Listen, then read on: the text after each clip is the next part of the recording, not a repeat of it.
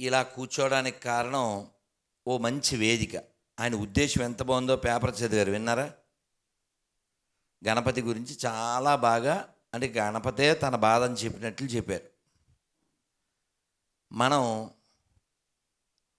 ఏం చెయ్యగలం సొసైటీ కోసం అని కొంచెం మనం ఆలోచిస్తే తప్ప ఇంకో 10 ఏళ్ళు కూడా పట్టదేమో మన అందరి జీవితాలు బుగ్గైపోవడానికి రెడీగా ఉన్నారు. శాంపిల్స్ అక్కడక్కడ లవ్ జిహాదులు స్కూల్స్ జరుగుతున్నాయి. మీరు మొన్న చూసుంటారు, చెరువు మధ్యలో అది కనపట్టలేదు, అది లేదు, అదేంటమ్మది ఫాతిమా కాలేజా ఏంటిది, చెరువు మధ్యలో అది రంగనాథం గారికి కనబడదు, దేవతా వస్త్రాల మాదిరి. కానీ ఒక చిన్న హిందూ యొక్క పూరుగుడి సాడమే అపార్ట్మెంట్ కూడా కూల్చేస్తారా? అపార్ట్మెంట్ కట్టినోడు తప్పు ఏం లేదా? పర్మిషన్ ఇచ్చేవాడు తప్పు లేదా? చంటి బిడ్డ తల్లులు రోడ్డు మీదకి ఎక్కాలి. ఇవన్నీ ప్రాబ్లమ్స్ ఎందుకు వస్తున్నాయి? మనకు 6 బలాలు ఉండాలి. ఉన్నాయా మనకి? చెక్ చేద్దామా? ఒకసారి పిడికిలు బిగించండి, చెప్పండి అందరూ. శారీరక, మానసిక, ఆర్థిక, ఆధ్యాత్మిక, సామాజిక, రాజకీయ ఉన్నాయా? ఇందులో ఏ బలం ఉంది మనకి? మహా ఉంటే అమీర్పేటలో అపార్ట్మెంటు, దిల్సుఖ్నగర్లో డిపార్ట్మెంటు, ఇలాంటివే. ఏం బలం ఉంది చెప్పండి? గట్టిగా ఓ గద్దింపు గద్దిస్తే చచ్చిపోతాం. మీరు కావాలితే చెక్ చేయండి. నేను జోక్గా అన్నాను, కానీ ఒక ఆయన చెవిలో అన్నాను. చాగంటి కోటేశ్వరరావు గారి సభకి వెళ్ళినప్పుడు అమ్మవారి గురించి విజయవాడలో కొన్ని వేల మంది వచ్చారు. నేను నా పక్కన ఆయనతో అన్నాను, ఇంతమంది వచ్చారు కదా, ఓ చెక్క కత్తి తీసుకుని గట్టిగా ఓలా ఓబర్ అని అరిస్తే ఎవడైనా ఉంటాడా ఇక్కడ అన్న. మీకు వెలిగింది, 4 వెలుగుద్దా? వెలిగింది కదా? చెప్పండి. అదిగో సంతోష్ కుమార్ గారు చక్కగా సంతోషంగా నవ్వుతున్నారు. చెప్పండి, ఉంటాడా? ఈ 4,000 మంది చాగంటి గారికి దండలు వేసినోడు కూడా ఉండడు. ప్రాక్టికల్గా మనం ఉన్నామా? నేను భవిష్యత్తు గురించి చాలా బెంగపడుతున్నాను. ఆ శాంపిల్స్ వాళ్ళు చూపిస్తున్నారు. మీరు ఎక్కడన్నా చెక్ చేయండి, విజయవాడ కానీ ఇంకో చోట కానీ. రైల్వే స్టేషన్ దగ్గరలో పెద్ద పెద్ద మసీదులు, పెద్ద పెద్ద చర్చిలు రెడీగా ఉన్నాయి. ఎప్పుడో ఒకరోజు 1946లో నౌఖాళీలో, కలకత్తాలో ఓ పిలిపిచ్చారు, పిలిపిస్తారు. భవిష్యత్తు ఏంటి?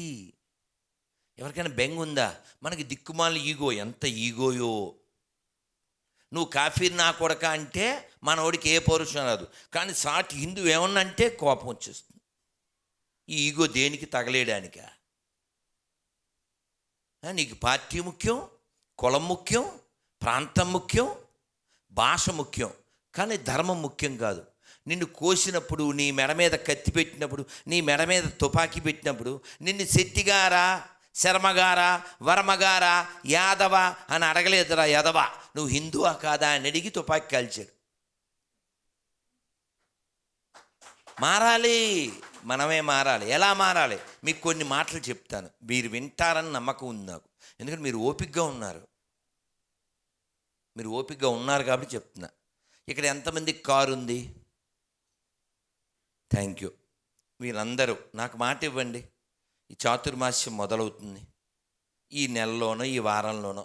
మా కారు వెనకాల భగవద్గీత బొమ్మ వేసి, పిక్చర్ చిన్నగా కుడి పక్కన ఆ భగవద్గీత బుక్ బొమ్మ వేసి, మా ఇంట్లో భగవద్గీత ఉంది, మీ ఇంట్లో ఉందా అని రాయించగలరా?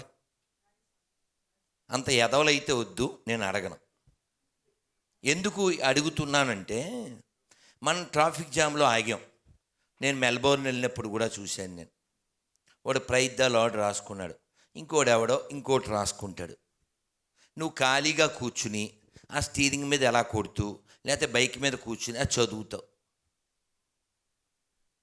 భగవద్గీత పుట్టిన దేశంలో భగవద్గీత గురించి ఎక్కడా రాయం. ఎక్కడా చెప్పం. నిన్న ఎయిర్పోర్ట్లో పుణ్యాత్ముడు గురువారు మీ మాటలు విని మా ఊళ్ళో గుళ్ళో భౌతిక శ్లోకాలు పెట్టించాను అన్నాడు. అతనికి చప్పట్లు కొట్టండి.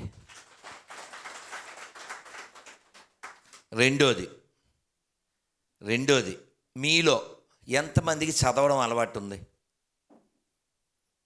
థ్యాంక్ యూ, ధన్యవాదాలు. ఈ అలవాటు ఉన్న వాళ్ళలో మీరందరూ నేను హిందువునని భావిస్తున్నానండి గర్వంగా చెప్పగలను అన్నోళ్ళు చేయొద్దండి. రైట్. పిరికి ఎదవలు ఎవరు లేరు, సెక్యులర్ కుక్కలు లేరు కదా. అందుకని మీకు మరో రిక్వెస్ట్, అమ్మ ఓపిక లేదు ప్లీజ్, శరీరంలో ఆ శక్తి లేదు, మీరు కొంచెం నా మాట వినండి. మీరు చదువు వచ్చిన వాళ్ళు మీరు ప్రయాణం చేసేటప్పుడు చిన్నదో పెద్దదో భగవద్గీత కావచ్చు, లేదు మరో ఏదైనా ధార్మిక గ్రంథం ఏదో ఒకటి దాన్ని మీరు దిక్కుమాలింది ఎప్పుడు జుకెన్బర్గ్ బుక్కే కాకుండా మన ఫేస్కో బుక్ ఇచ్చారుగా ఫేస్బుక్, అదొకటే కాకుండా మీరు ప్రయాణం చేసేటప్పుడు బుక్ తీసుకోండి. ఆ బుక్ కూర్చుని చదువుతూ ఉండండి. ఇప్పుడు ఈ పిల్ల ఉంది, ఏం పేరు అని పేరు? ఈ పిల్లే ఇలాగే విమానంలో కూర్చుని చక్కగా కూర్చో రామాయణం చదువుతుంది అనుకోండి.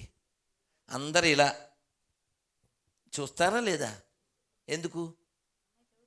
చిన్నపిల్ల, దీనికి అప్పుడే ఎక్కిందే, ఓ రెస్పెక్ట్ ఒకటి పెరుగుతుంది, ఆ పిల్లకి జ్ఞానం పెరుగుతుంది.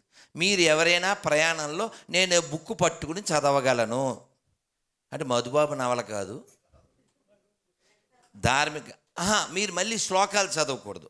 I hate. మీరంతా టేప్ రికార్డర్స్, అది వద్దు మాకు, దరిద్రం. అంతర్ముఖ సమారాధ్య మీనింగ్ తెలుసా మీకు? ఊరి నోటితో చదువుతారు. అనాదినదనం విష్ణుం సర్వలోకమహేశ్వరం లోకాధ్యక్షం స్థువన్నిత్యం సర్వదుఃఖాదిగో భవేత్. మీనింగ్ ఏంటి? ఎంతమంది తెలిసి చేస్తాను? వద్దు టేప్ రికార్డర్స్.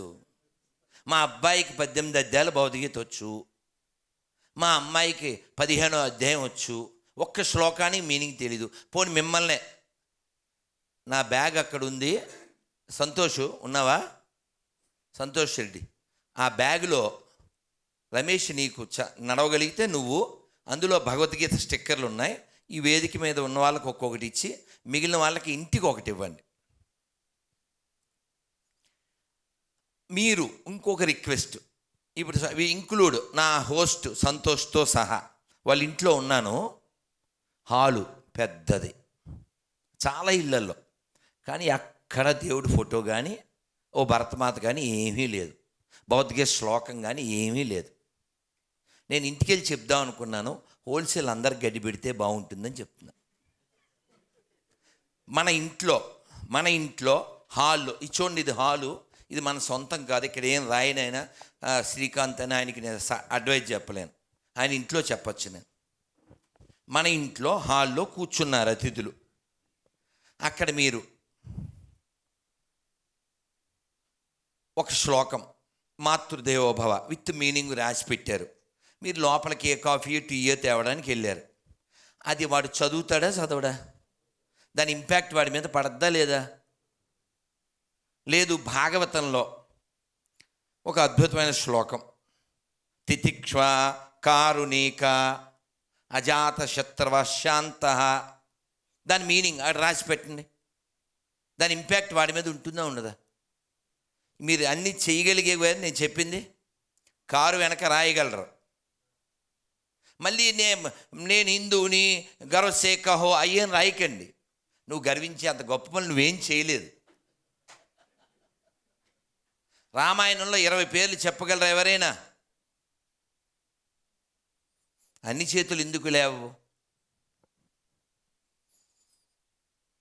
అందుకని మీరు ఒక పని కారు వెనక రాయడం, రెండోది ఎక్కడ ప్రయాణం చేసినా ఓ పుస్తకం పట్టుకుని వెళ్ళి చదువుతూ ఉండడం, మూడోది మీ ఇంట్లో హాల్లో ఒక్క శ్లోకం పెట్టండి. ఎంతమంది రెడీగా ఉన్నారు? వేలు లక్షలు ఖర్చు అవ్వవు. ఒక శ్లోకం నన్ను అడగండి, కావాలంటే ఓ శ్లోకం చెప్తాను, కానీ దాని ముందు ఏం జరిగిందో చెప్తాను. తెలంగాణ ఎక్స్ప్రెస్ ఎన్నింటికి? పొద్దున కదా, 6 ఇప్పుడు 8 అయిందా? 6 కదా. ఎప్పుడో 3కు లేచి ఎక్కడో తుక్కుగోడ నుంచి తుక్కుగా తోలుకుంటూ ఆడకు వచ్చి ఎక్కాం. మరి మౌనం కదా. ఇప్పుడు చూడండి, ఇంచుమించు 2 అయ్యాక నా మౌనం వదిలేను. నేను పొద్దునుంచి మాట్లాడలేదు ఎవరితోనూ. ఎవరో వస్తే ఇలా సైకిల్ చేశాను. మరి రైలు ఎక్కాను. ఆదిత్య హృదయం చదువుకోవాలి. ఎక్కడ చదివితే బాగుంటుంది? సీట్లో కూర్చుని. విమానం అయితే కుదరదు, రైలు కుదురుద్ది కదా. అందుకని డోర్ దగ్గరికి వెళ్ళి ఆ రాడ్ పట్టుకుని ఆదిత్య హృదయం చదువుతున్నా. చదవాలి అందుకని సీట్లోంచి అలా లేవబోయాను. లేచే లోపల ముసలావిడ 69, వాళ్ళ ఆయన 72, ఇద్దరు హైలీ ఎడ్యుకేటెడ్ ప్రొఫెసర్స్. నిన్న కూడా అలాంటి అనుభవం విమానంలో అయింది. అది వీడియో తీశాను, ముసలావిడికి తీయలేదంతే. అలా లేచేసరికి ఆవిడ చేతిలో సెల్ ఫోన్ ఏదో చూస్తుంది. ఏం చూడొచ్చు? పొద్దున్నే ఓ 70 years ఉన్న ముసలావిడ ఏం చూడొచ్చు? ఏ రామాయణమో, ఏ నత్తంశాలో, లవకుశం ఏం కాదు. ముసల్దే కానీ సబ్జీ తిని పబ్జీ ఆడుతుంది. జోక్ కాదండి, జోక్ కాదు. నన్నైతే రుజువు ఉంది నా దగ్గర, వీడియో తీసా. నేను అసలు ఆడుతుంది, గేమ్ ఆడుతుంది. నాకు రాదు ఎలా ఆడాలో, మా బతుకు అంత టైం లేదు.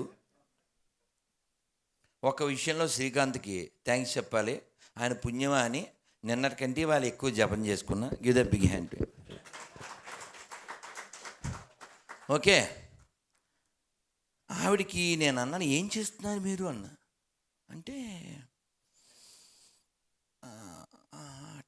ఆగ్రా దాకా వెళ్తున్నాం పెళ్ళి కోసం, అందుకని టైం పాస్కి అంది. నాకు చాలా కోపం కదా. నేను చెప్పాను, నువ్వు టైం పాస్ అంటే ఏంటి? నీకు టైమే లేదు, త్వరలో పాస్ అయిపోతావు. మనంతా చచ్చిపోతాం. చచ్చిపోవడం పెద్ద విషయం ఏం కాదు. చచ్చే లోపల బతకడం ముఖ్య విషయం. ఎలా బతికాం, ఎవరి కోసం బతికాం, ఎందుకోసం బతికాం, అది ప్రధానం. లేకపోతే శ్రీశ్రీ గారు గడ్డి పెట్టినట్టు అదంతా మనకే తగులుతుంది. మీది ఓ బతికేనా కుక్కల వలె నక్కల వలె సందులలో పందుల వలె. అందుకని అలా బతకద్దు. ఓ కాజు కోసం జీవించండి, ఓ కాజు కోసం మరణించండి. అంటే కాజు అనుకుంటారేమో. కారణం మనం అందరం కారణ జన్మలమే.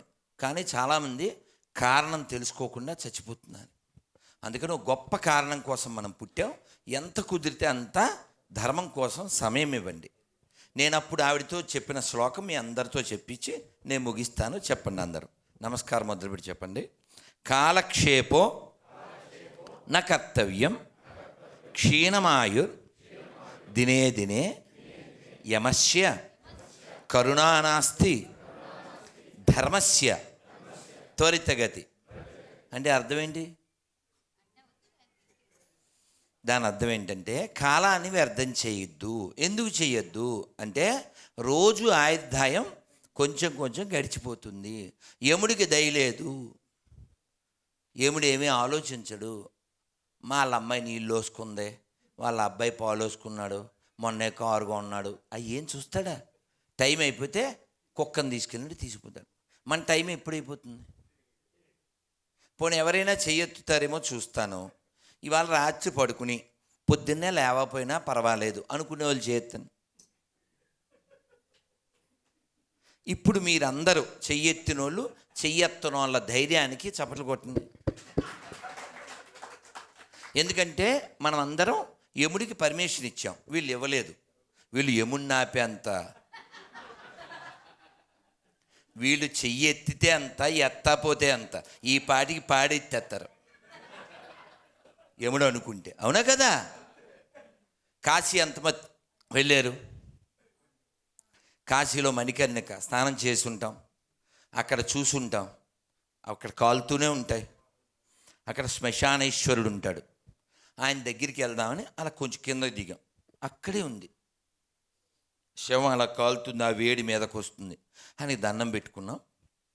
నేను ఆ అడుగు పెట్టేటప్పుడు ఆ తలకాయ ఎలా కాలుతుంది, అది ఎలా ఉందంటే నిలబెట్టిన తెల్ల గుమ్మడికాయలో ఉంది. అది మొత్తం పుర్రంతా జుట్టంతా పోయి.